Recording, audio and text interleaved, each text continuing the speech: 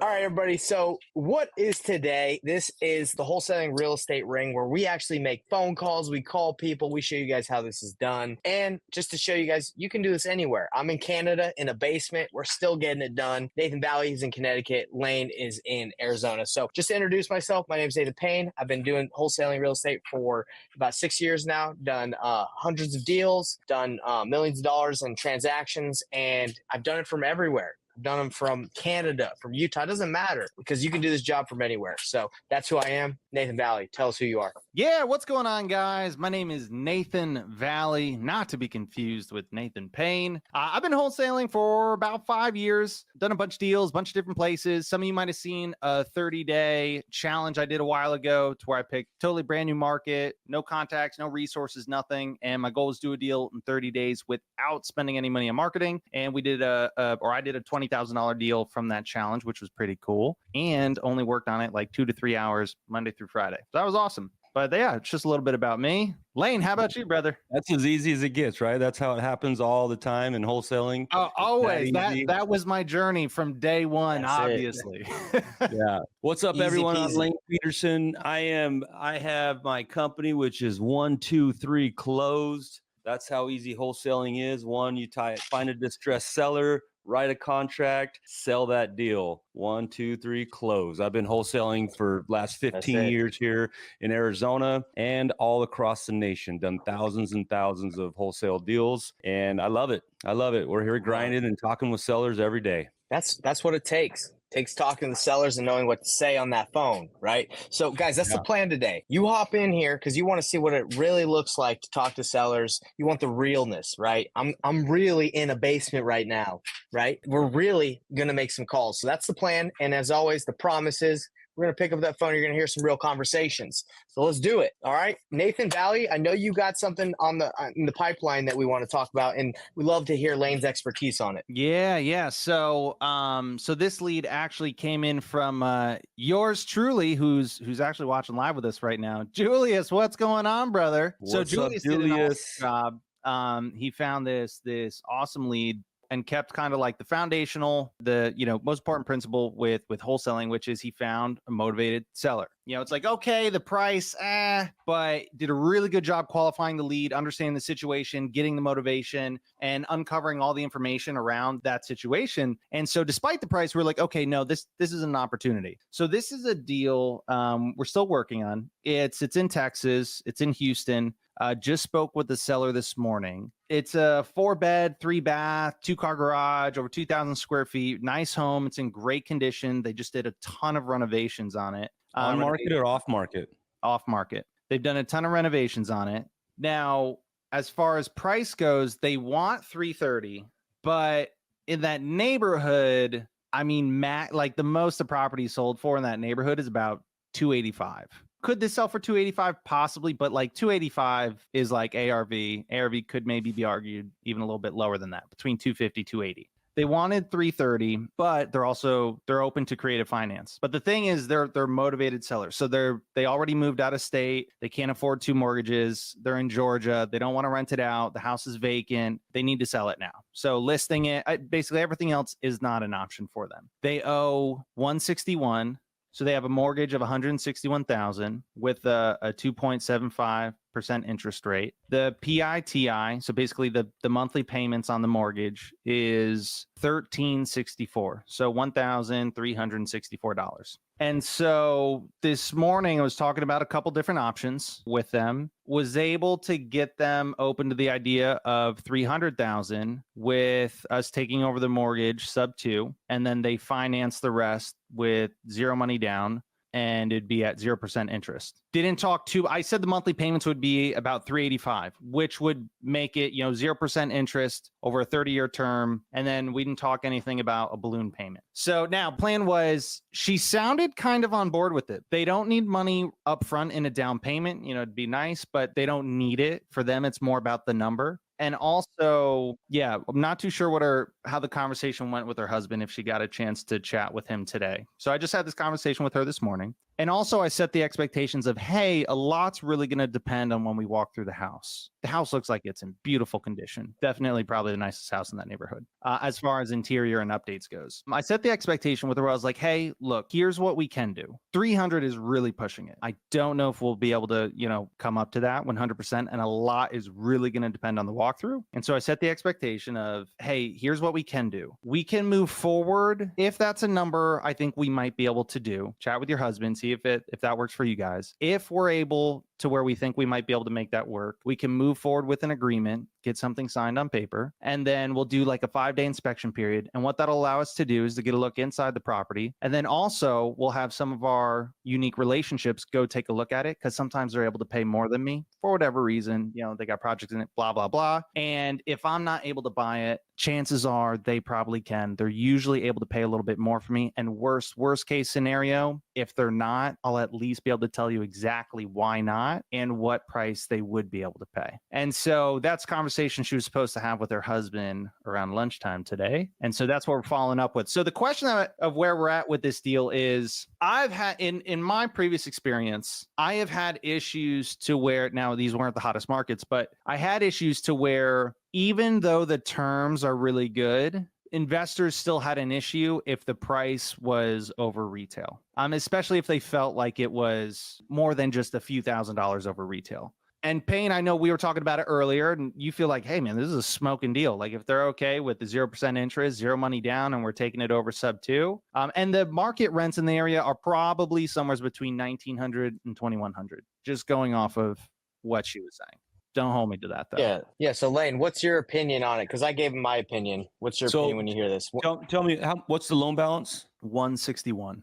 At what interest rate? 2.75. And that total payment is what? 1364. And you offered her an additional $350 a month for the equity? So, yep, she wanted, at first they were set on 330. They wanted a purchase price of 330,000. So they came down to 300. And I said the monthly payment. So, and it's all still up in the air. And guys, this is what's so great with negotiating. My favorite word. What's that? What state is this in? Texas. Okay. Houston, Texas. So my favorite word is if and maybe. When it comes to negotiate, hey, if I'm able to do this, it might look like that. Hey, if we're able to do this, maybe, it'd be around here. So I said the payments would likely be in the 350 to 380 range. When you say that, you're talking about 350 above what they owe. Correct. That's 350 to 380 directly to the seller. Okay, that's the purchase price that you're throwing out there. No. He's saying the PITI. That's the payment. Sorry. Yeah. So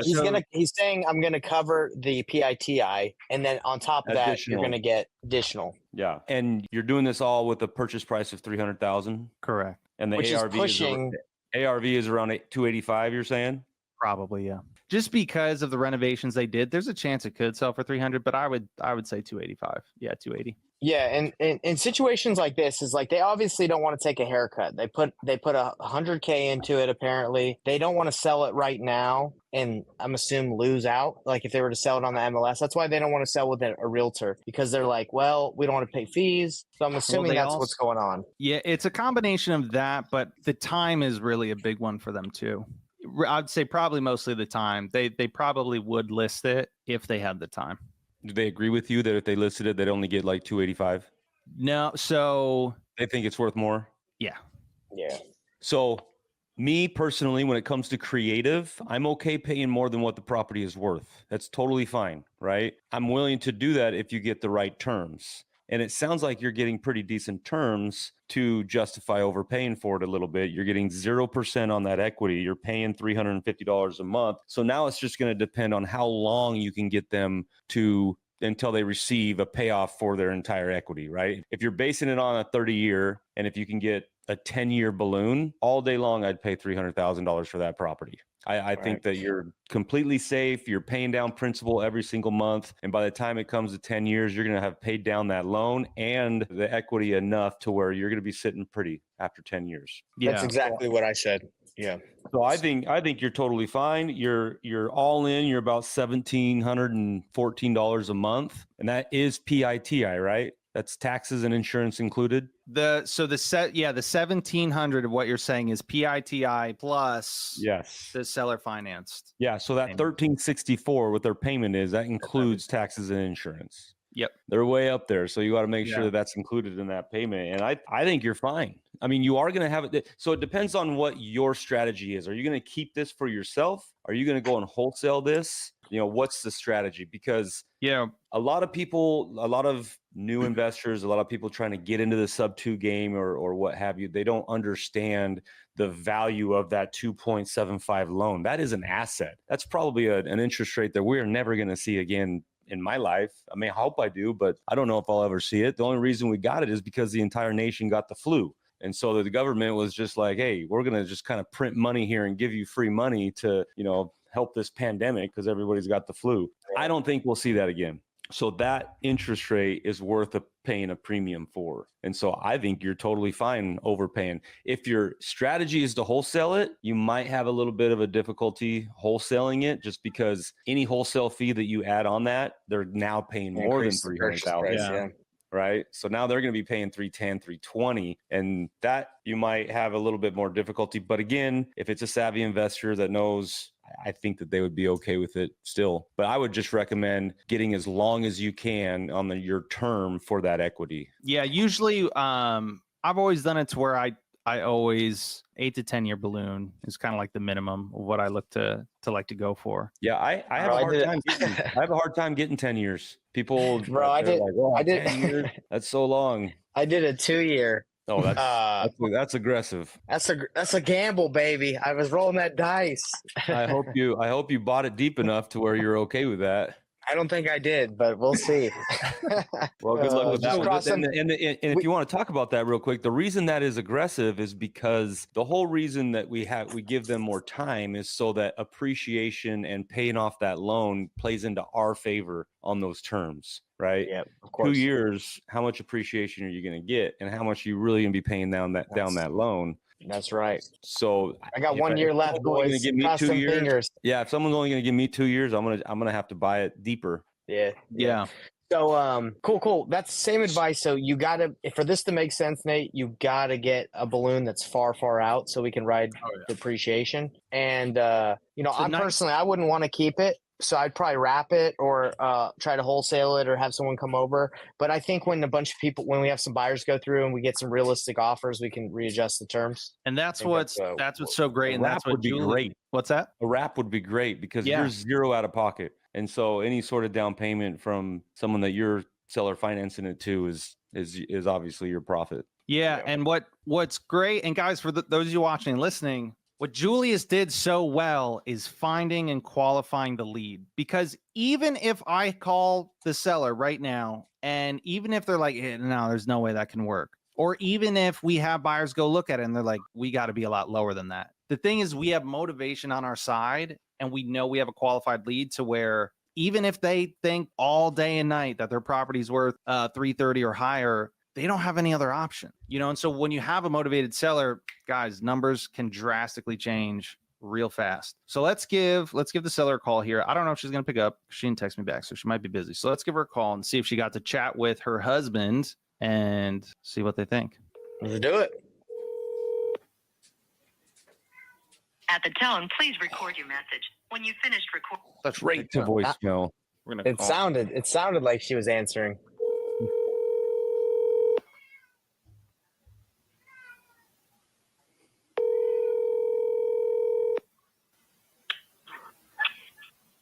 At the tone, please record your message. When you've finished recording, you may hang up or press 1 for more options.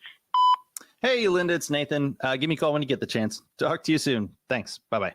Okay. So no answer right now. We'll see if she calls back while we're still live. Well, Lane, I know you got some people we can call, some leads we can call. Let's get right into it. Let's get some people on the phone. So just so everybody knows, I like to do a little explanation difference between inbound and outbound leads. Currently, my entire business is all inbound leads, and that is because I'm fronting marketing, putting marketing out there on Google, PPC, Facebook ads, and so people are calling me. right? So that's an inbound lead. Much better quality lead than outbound lead. Outbound lead is when you're cold calling or you're texting people just out of the blue.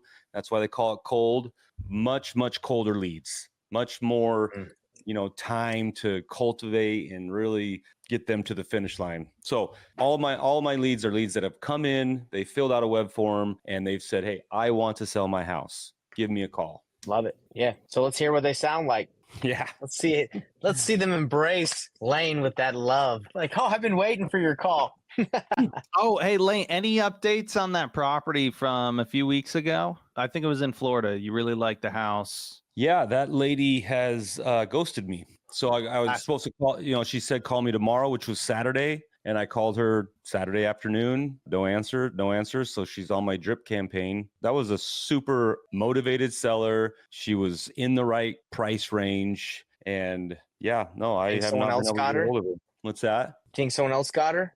Sounds like it. That's usually what happens. Lane, in your experience, do you ever try to call from like different numbers or other stuff? Because I know you have the drip, but I don't know if like they recognize the drip or I don't know. Well, the drip comes from the same number I originally talked to him from because it all comes from my CRM, which is the same number. And a lot of times I'll call from my actual cell phone from my cell phone number and gotcha.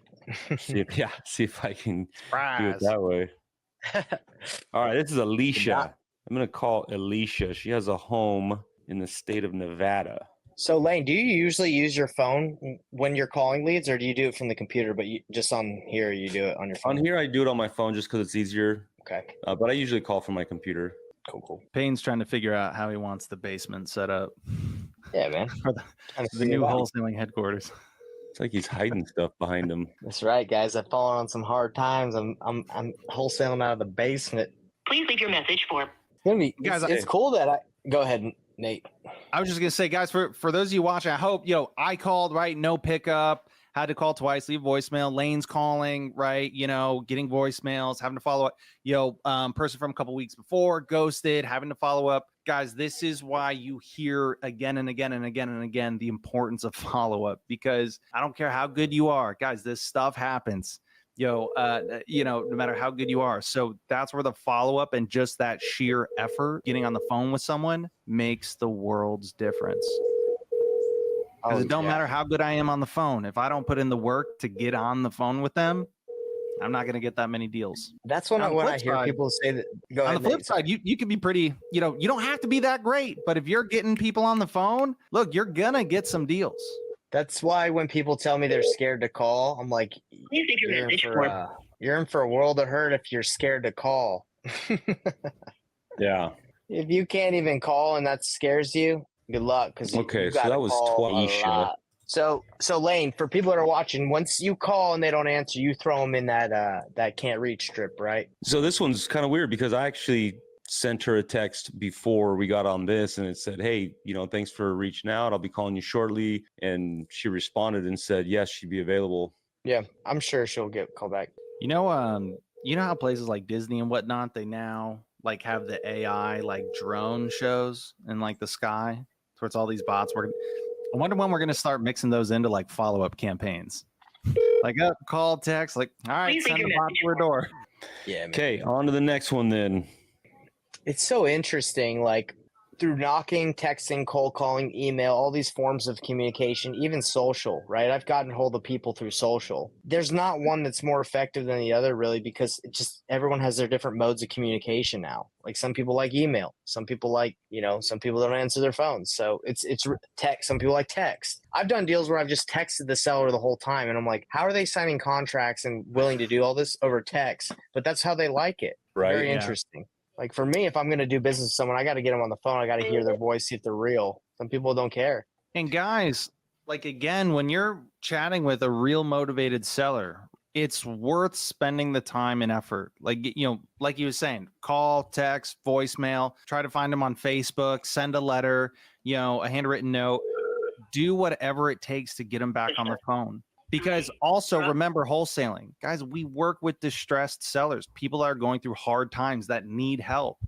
And you are probably the only person that can help them. And so when you do find them or send a message on Facebook of like, oh, hey, just following up, and they're like, whoa, like, don't feel bad because they're like, oh, are they going to think I'm like some creepy person because I've been calling them and texting them and finding them on Facebook? No, they're going to be thankful because you're solving a massive problem for them, and they're going to be appreciative of it. Or they're going to say, hey, circumstances changed, but thank you. And then life goes on. Yeah, and that's a big difference between the inbound and outbound leads, right? I mean, the outbound leads, when you are cold calling them or cold texting them, they can get a little feisty going that route. Oh yeah, man, I've got At some. least, yeah.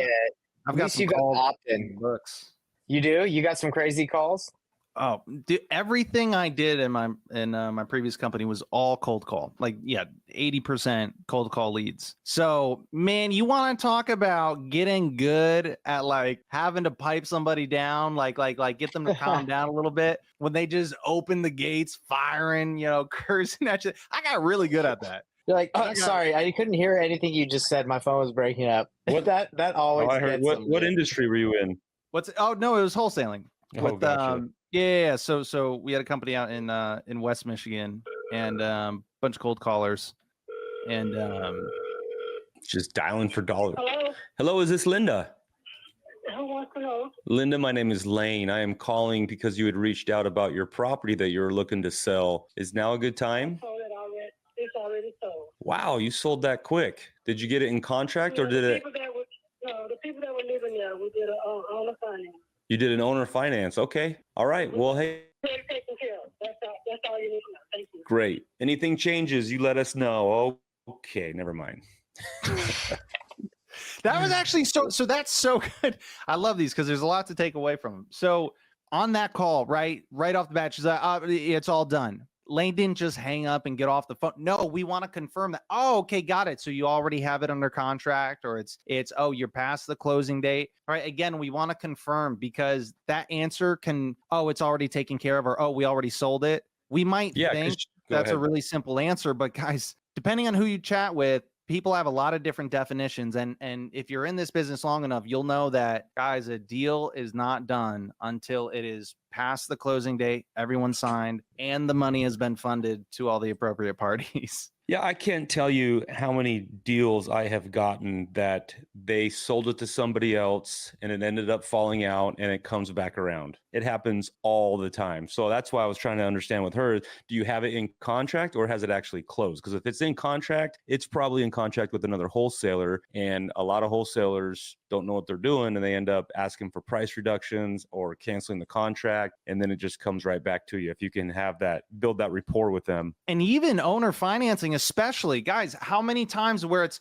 they're our friends, yeah, they said they can do this price, and then after a couple weeks or a month or two, they're like, they weren't able to come up with the money for the down payment, or things got weird with the payments. Yep. And this and that happens I bet you she doesn't even have it. They probably don't even have any kind of written agreement. She probably thinks it's a done deal because she spoke with the people, they said yes, and they have a verbal agreement. If I were a betting man, that would be my bet. I would follow up with that. I would imagine too, because she just filled out my form this morning. I mean, that lead came in today. Yeah, for sure.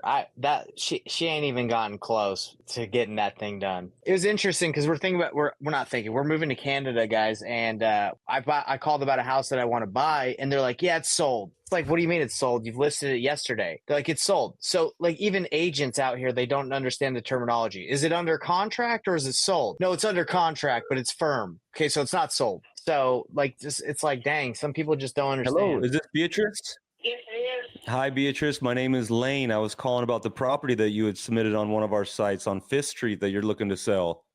Yes, sir. Is now a good time? Yes, it is. Good. Well, hey, I appreciate you reaching out. What can you tell me about what you got going on there with that property? Well, it's financed through USDA, and I have gotten behind on the payment because my payments went up, and it needs a lot of repair, and I'm just not financially able to fix it. Okay. And I've got enough stress going on in my life right now, and I just won't open up the whole thing. Are you living in the property right now, Beatrice? Yes, I am living in it, but I also live with my mom about 1 or 2 days out of a week. Okay. So she's getting up in age, and I just be out here just in case she needs me. Okay. And Beatrice, how far behind are you on the mortgage? About 1,200. Okay. What is the monthly payments? $485. Okay, 485. So you're not too far behind. It's a few months, right? Right. Yeah, I bought a used vehicle and seemed like every time I get one thing fixed, something else goes wrong. So, Yeah. It's kind of how it goes sometimes. yes, what's to keep my finances straight? Yeah, I understand. Beatrice, so you already have a place to move to if we were able to come and buy your home? Yes, sir. Okay. I'm in the process of moving in with my mother because, like I said, she's going to be 82 in September. She needs some assistance. Oh, well, that works out good. At least there's some positive in this. Can you repeat that? What's that? What is, how many bedrooms and bathrooms is the home, Beatrice? It's a small single-family home, 2 bedroom, 1 bath. Okay, so 2-1. And you're saying that it's in need of a lot of repair? Like, does it need everything? Does it need a roof, AC unit? No, not the roof. However, it needs some plumbing work done. Not a lot, just drainage problem. The water works, toilet flush, tub drains, but both sinks, kitchen and bathroom, having problems with the drainage. Okay. What about the toilets? Yes, toilet flush is fine. Okay. Yeah. Okay. That makes sense. That could just be in the P traps or in the plumbing under the sink and stuff. Have you had a plumber take a look at it? Yeah, I had septic people tell me that they think it's some roots from the trees under the house causing some problem with the pipes. Well, that's interesting because if your toilets drain fine, seems like that wouldn't be the problem. But I'm not a plumber. I don't know, but that makes exactly same here, and I just don't have the finances right now to do any kind of investigative work. Yeah, and you said it's a USDA loan that's in place. Yes, it's financed through USDA, a mortgage company. Yeah, I'm very familiar with that. Do you know what the balance is on the loan, like the total amount that's owed? Yes, sir. I still owe $53,000, I believe, give or take. Okay. And Beatrice, how much are you hoping to get for it? If I came in with a cash offer, bought it as is, what were you hoping to sell it for? Actually, I just want out the contract. If I can just pay it off and it comes with the land, I would be most gracious just to get up and up under the contract. Okay. Well, let me give you a couple options. So our cash offer would be well below what you owe. So I don't think that would work. I assume you don't want to write a check to close this house, right? Well, once I moved all my furniture and belongings out of it, I was going to put a sign out front to say house for sale as is. And there's a lot of Hispanics in my neighborhood is buying the property right now. Gotcha. Well, I'll tell you what, our other... Just hoping to get up to 100. Yeah.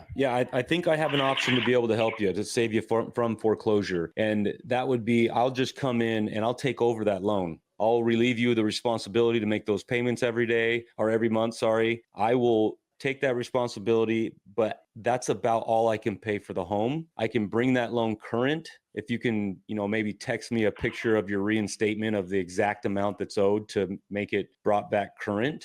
And I think I can get that done. Because in my opinion, the home is worth maybe a little bit more than what you owe, but not much. There's not a ton of equity in it, but you have a pretty good loan in place. I done had like 2 or 3 real estate agents to come out and evaluate it, and their opinion is that I'd be upside down in it, or I'd suffer a loss because it needs work. And actually, the floors need leveling out too. The floors a little lopsided. Gotcha. So I think that's probably your best solution. And so you don't have a foreclosure on your credit, which would be, stay on there for the next 7 years. I can come in, bring in enough cash to reinstate that loan and just take over those payments for you. Is that something that you'd be interested in? Really? I don't understand. So obviously forfeiting the contract to you? Correct. I would be buying your home subject to that loan staying in place. And I would just take that loan over. And then you can move over to your mom's and we can save it from foreclosure. And I make those payments every single month. I wasn't expecting that. What if Let me ask you this, Beatrice. Do you know what interest rate that loan has? I hate to guess. I'm not sure. I don't know. I can look at my contract. Well, it's $485 a month, right? Yes. Yeah. And so that's the only way that I'd be able to make this deal work, because you have a very low payment. And for me to go out and get a new loan, interest rates have gone up so high, it would cost me a lot more money to get another loan on the home. So it's very beneficial. And that's the way that I can get this deal done, is because I can leave that loan in place. And so then it would make sense for me. If I have to go out and get another loan, my payment's probably going to double, or maybe even more, because interest rates have doubled. And so it would cost me a lot more money. And if I can leave that low payment in place, it makes the deal work for us. Mm-hmm. And to be honest with you, Beatrice, I don't see another way selling your home right now, because just like the realtors told you, you'd be upside down because of the amount that's still owed. Right. And so by leaving it in place, it makes it worth it for us. I'm not sure about that one, because like if y'all finish paying it off, that would improve my credit score, correct? Well, we would bring it back current, so you wouldn't have any you wouldn't have any late payments on your credit anymore, because we would bring it current. Right. And then y'all gonna resell it or rent it out? I don't understand. No, we will hold it. We'll hold it and probably keep it as a rental, because there's not enough equity. We wouldn't make any money if we go and try and flip it. With the amount of money we have to put in it and what the home is worth, it doesn't make any sense for someone to come in and try and do it as a flip. Okay. Well, how about I just sleep on it and think about it? Because, like I said, I wasn't expecting that, but it does sound doable. Honestly, Beatrice, I don't see another option. Then, So, should I talk to the finance company about it? Should I?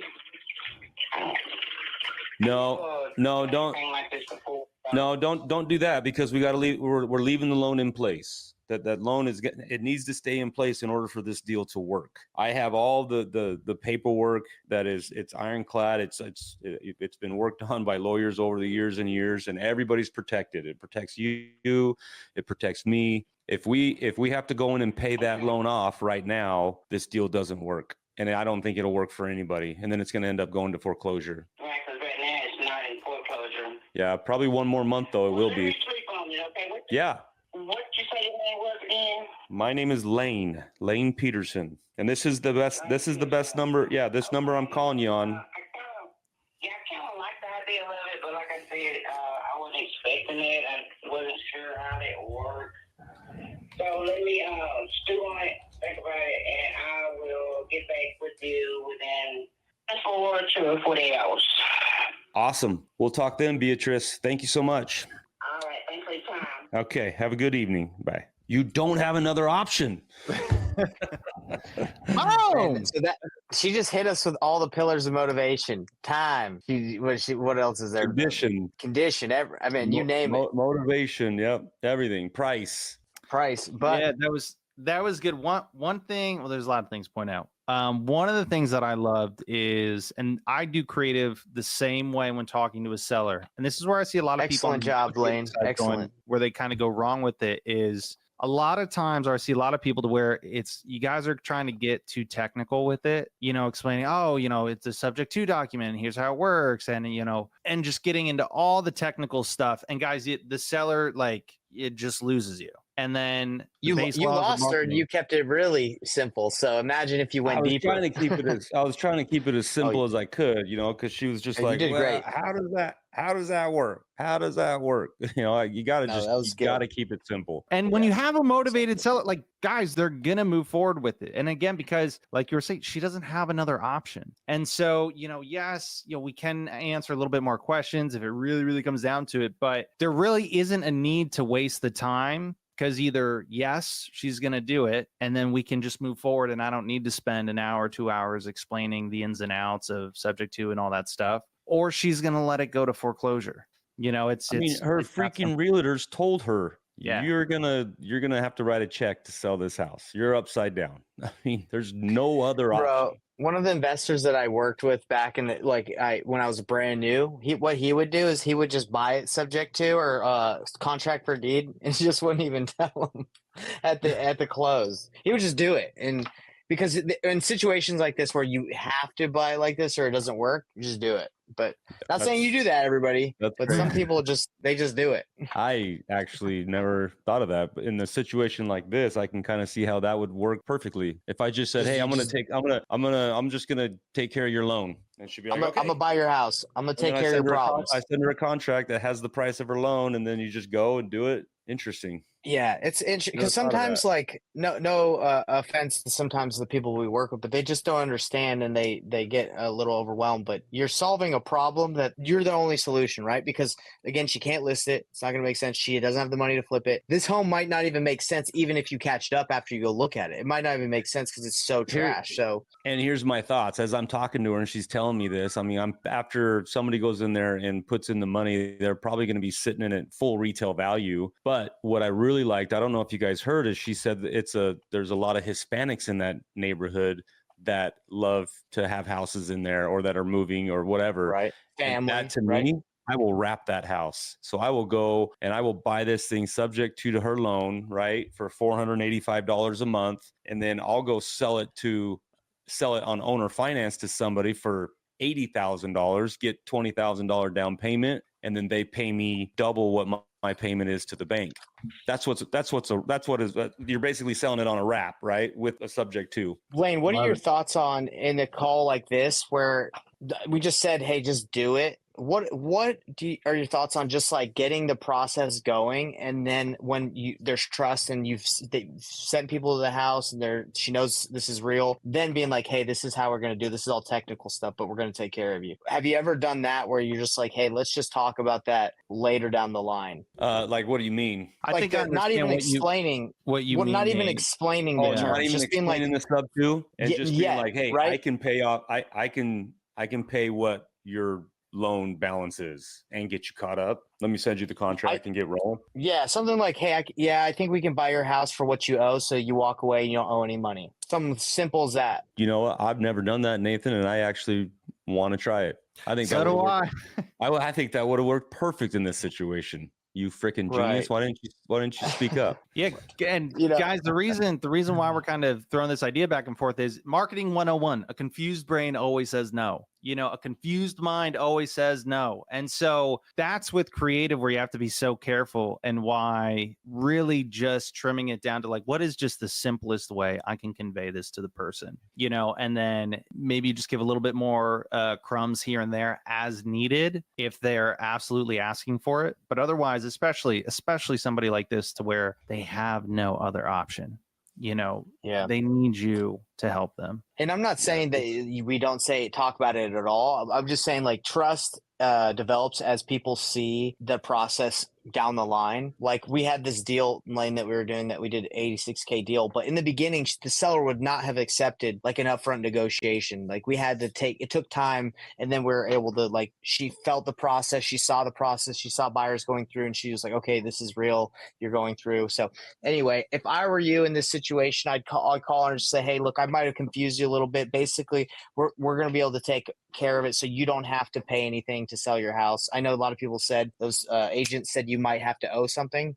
We'll take care of it. Don't worry about all the legal stuff I talked about yet. We'll talk about that later, but let's just get some people over there and let's see if we can get it done. And then I'd send her a contract. That's what I would do. But The other Yeah, thing no, I like it. I mean, when I have please go ahead. good conversations, like I just did with this lady, I consider that a pretty good conversation. Look, it was good. Good.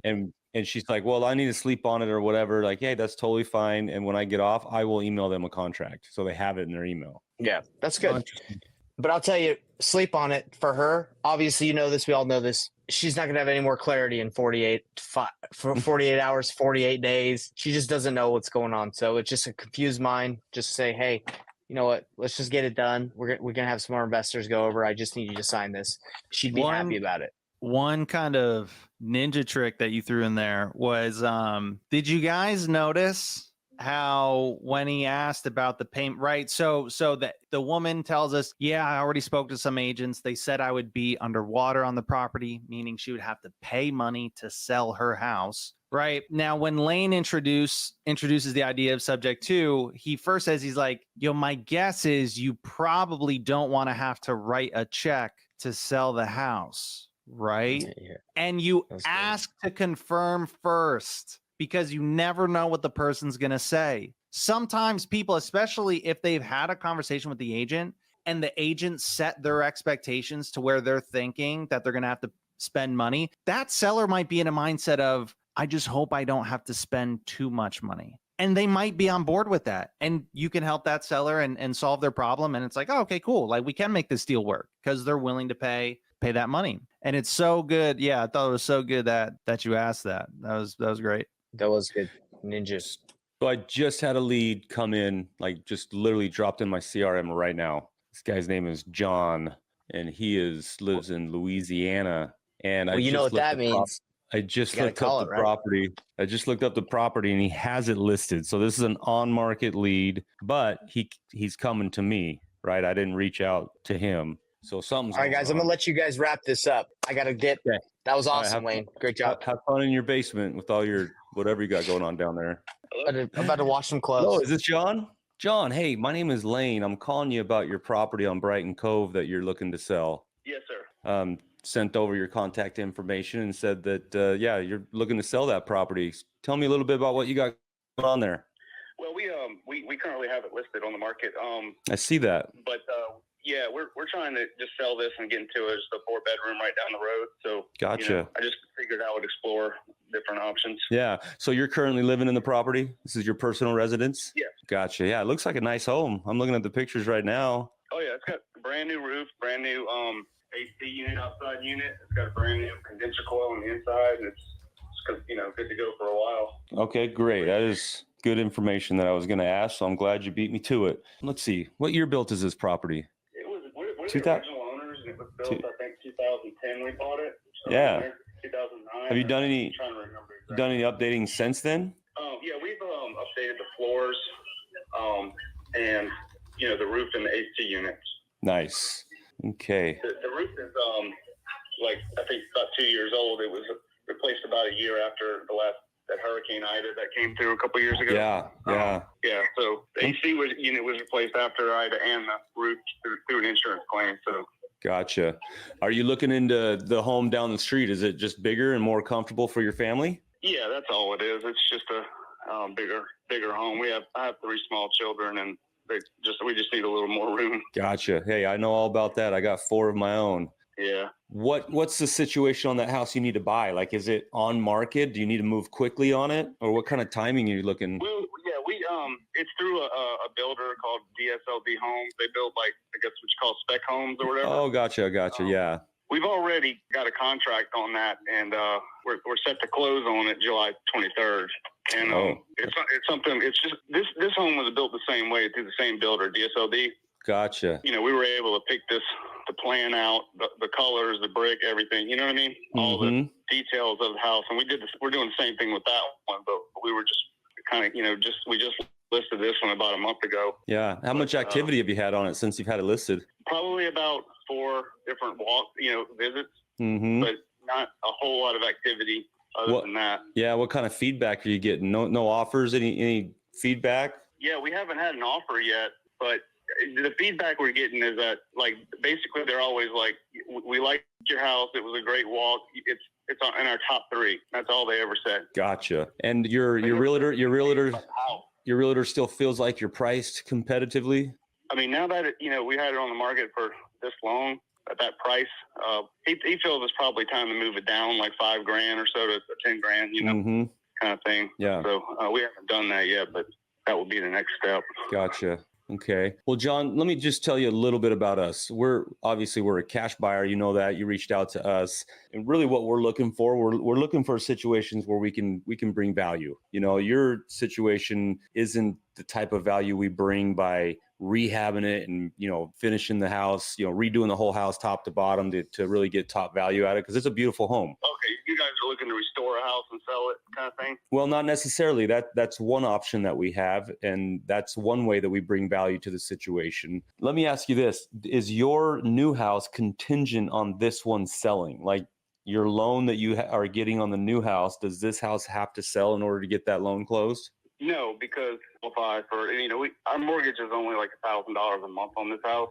Okay. So we qualify for both houses, actually. Gotcha. So you don't necessarily need your cash out of this one, or are you needing your cash for the down payment on the other one, or do you already have that taken care of? I mean, we do, but we need to move it as soon as possible to replace those funds in our account kind of thing. You know what I mean? It's kind of the only savings we have, really. So Gotcha. What's the loan balance on your current home? We owe like 122 on this house. So we have a considerable amount of equity in this house. Right. So how much? The reason I'm asking these questions is because there is different options that people don't realize that you can sell your home. And if I was to come in and just pay you cash and buy it quick and easy, close it as is, not have any realtor, I'll pay all your closing costs, I'll do all of that. I mean, I'm probably going to be around, I'd say 175, maybe 180. And I don't know if that gets it done. I don't know if that's enough or if that's the right option for you. Well, see, that's why I called you guys, because, by the time we sell our house and we have to lower it by, 10 or 15 grand and then pay the realtors 15 grand, you know what I mean? Mm-hmm. We're looking at only pocketing probably, you selling our house for 240, we're probably coming out 220. You know what I'm saying? Right. Because we'd have to pay the realtor and everything else, probably come down with $5 grand for closing, all, you know what I mean? All that type deal. So, we were kind of looking for something around, 225, if we were going to try to sell it to someone that going through the real estate deal, the realtor deal. Yeah. So. Yeah. And I can't get there on a cash deal. But I'll tell you what I can do. There's other ways to sell your home. Like I said, my cash would probably be 175. Are you at that point where that? We couldn't do that. Okay. And I don't blame you. I don't blame you at all. I totally understand that. Instead of doing that, or instead of getting close to the closing time of your new house and whatnot, there's a couple other options that you might want to consider. A thing that's a really popular way of selling houses right now and buying houses is buying them with seller finance. So basically you have a loan on this property, leave that loan in place, let me take that loan over and pay you out your equity over time. I'll come in at closing with a down payment that, works for you, works for us. And then I pay you out the remaining equity over time. And that's what they call, seller finance. I don't know if you've explored that option or not. I'm not very familiar with that, no. Okay. Well, instead of lowering your price to get the house sold, why don't I pay you what you're asking, $250,000, and then you leave that loan in place and I pay you out your equity over time. That way you don't leave any of your equity, you don't lose any of that equity. You're going to make it. It just takes a little bit more time to get it. How long does that take to get it? We usually like I said, we can come in with a down payment. We can totally do that. And if I can get this approved, by my office, that will determine, how much you guys actually need, how much we're willing to do to make the deal work. But we come in with a down payment and, the remaining equity that's left, we like to have a 10-year term. And so at year 10, it's completely due and payable, but you will be receiving monthly payments along the way. I just would have to do a little research into that, because I don't know what kind of guarantees I have that will receive those payments and all those kind of things. You know what I mean? Yeah. No, I totally understand. And people know it as subject to. So I am buying your home subject to that loan staying in place. Your equity, I'm paying you that out over time, just like I'm paying your mortgage. So what we do is how do you make money off of that deal? I don't understand how you make money off of that. So the terms is what is attractive to us, because then I can keep that property. I can keep your loan in place, which is a great loan. I can't go replace that loan today because interest rates have gone up so much. And then it makes financial sense for me because I can keep it, as a long-term rental, as a short-term rental, but just as a long-term investment. Like just kind of renting out, yeah. That's a lot of people are doing that in this neighborhood. They've kind of moved on, but they've kept the house as rental kind of thing. You know what I mean? Yeah. The better part of selling it on seller finance is you're not a landlord. You're selling your home to me. You're not responsible for any maintenance, any taxes, anything. I'm making the payments on your loan. You're actually selling the home. That's the difference. You're not a landlord, and you get at closing you get more money than if you were just being a landlord, because we're going to come in with a down payment, and then you wipe your hands clean, just same way as you when you sell your house traditionally. So as long as I'm paying the monthly payment, the deal stays in place. Is that how it works? Right, but I'm actually going to be making that payment, not you. I use a professional servicing company, and that servicing company services your loan. They take money right out of my account and make your payment directly. I see.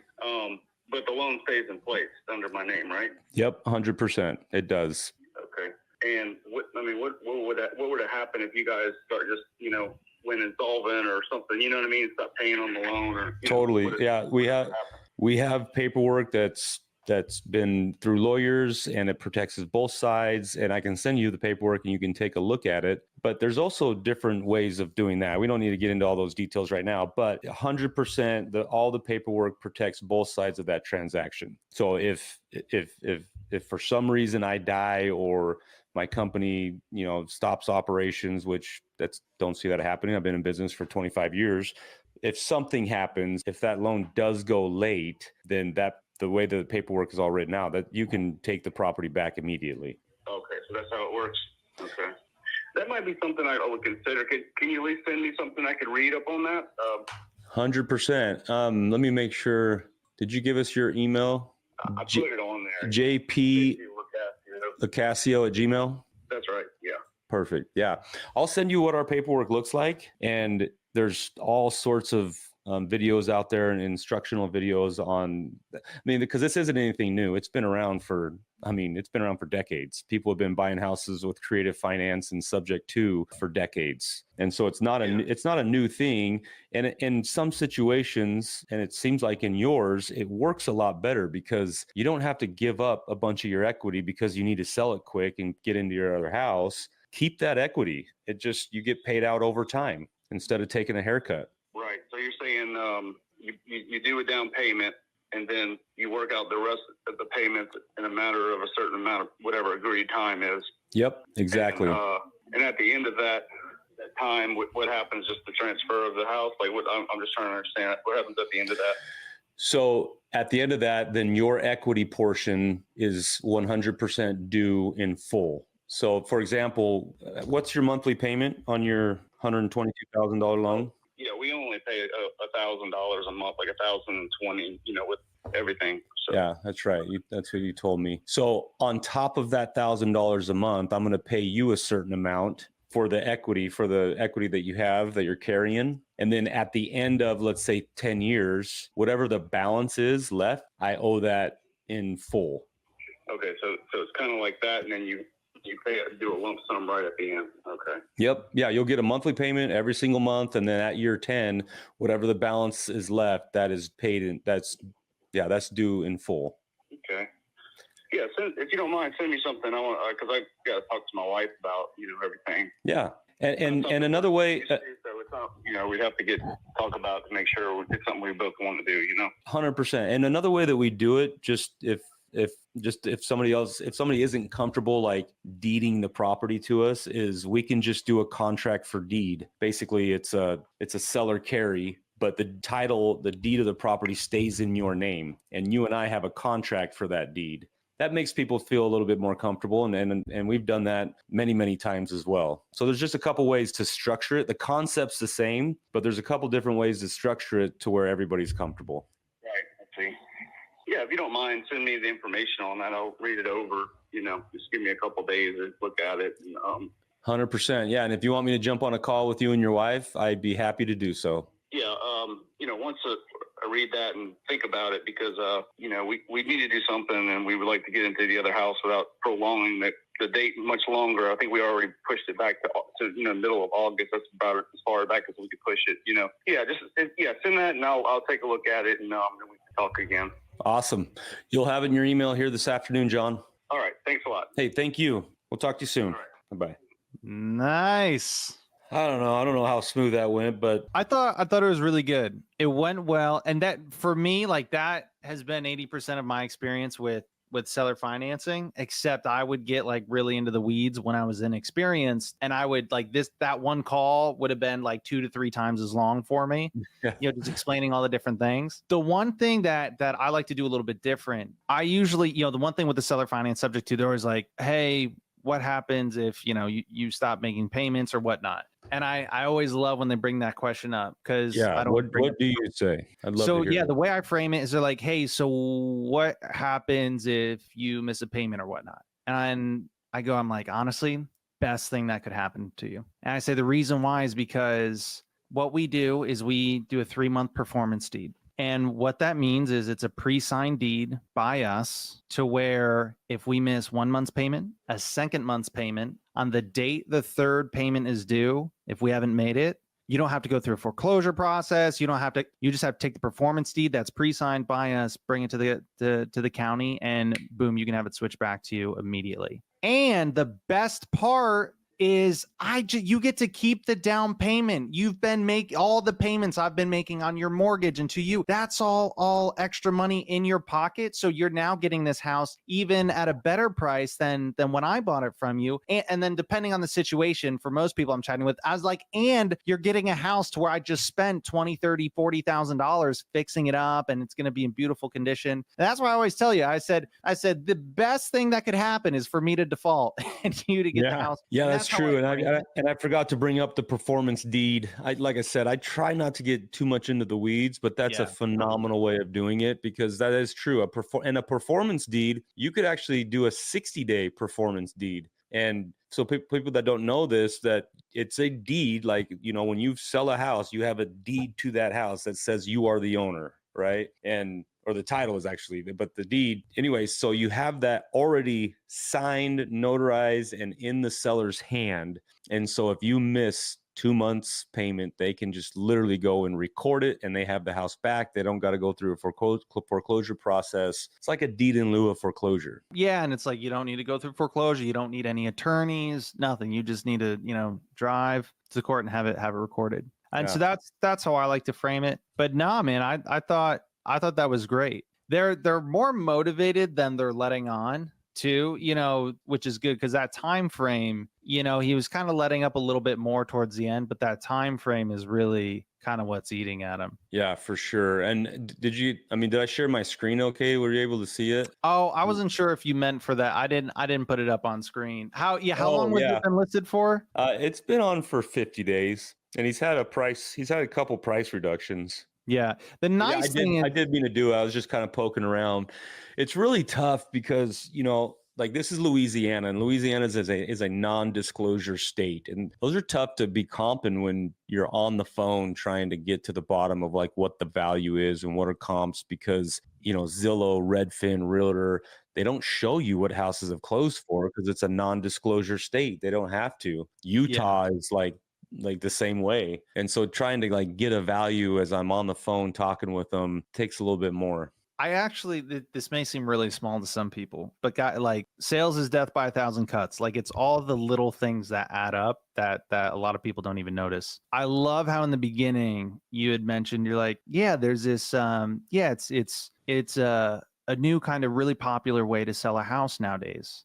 And that's how you entered that frame. And so and guys, what that does is that gives you that social proof aspect of, because that's the hardest part with seller financing subject to, is even if you think of selling a house cash, like there's a lot of paperwork, there's banks, there's mortgages and all that crap. Seller financing, it's the same thing, but the difference is people really aren't it's not that they're nervous about the seller finance, right? There's a lot of really good answers to all of their questions and objections. What they're truly afraid of is, I don't want to be the person that does something different from the group and it goes bad and I look dumb because I did something different from the group. People want to move in herds. They're scared to do something that's seen as different or unpopular or, not with the herd. And so, dropping like just really, really little things like that, man, it really helps to where it's like, no, this is popular. It's just, you might not have heard of it. It's like the new hip thing. Yeah. All the kids are selling their houses this way now. All right. Well, Dude, we're amazing, man. We're getting over on time here. Hope it was helpful to everybody, and we'll be on again next week. And also we'll follow up with Beatrice, see if we're going to get that house. Yeah. I think the only exit on that thing is buy it on a subject to and sell it on a wrap. Either that or a bulldozer. I don't know from how she's talking about it. Yeah. Yeah. It's pretty rough. That's awesome, man. Lane, for anyone that was like, oh my gosh, that's amazing. Lane, you crushed it. I've got a great lead or deal, and I need you to help me with it. How can people get a hold of you? Yeah, you can find me. I put it in the chats. HOV Lane, LAYNE. You can find me on Instagram, Facebook. Just actually my my Instagram, it's got a link in there that we can work deals together. If you have a deal you need help getting across the finish line, you have a deal you need help selling, or you just need help, I love it. That's why I'm the HOV Lane. Come jump in. Let's carpool. I love that, man. That's awesome. Awesome. Well, guys, definitely go check that out. And if you're into wholesaling or looking to get started in wholesaling, and if you want the hardest parts of wholesaling done for you, guys, go to painlessflipping.com. It's it's pretty crazy. We do the hardest parts for you. So check it out. Thanks for tuning in. See you guys next week. Take care, everybody. Thank you. Hey everybody, what's up? It's Nathan Payne, and for the first time ever, we just released this insane training bundle that has literally everything that I've learned from doing a combined 4,000 deals in real estate, all from starting with absolutely no previous business background experience or any real estate experience. Plus, there's over $19,000 worth of free gifts that we're throwing in, all for an insanely low price. If you want to get your hands on this, be sure to click the first link on the description below right now.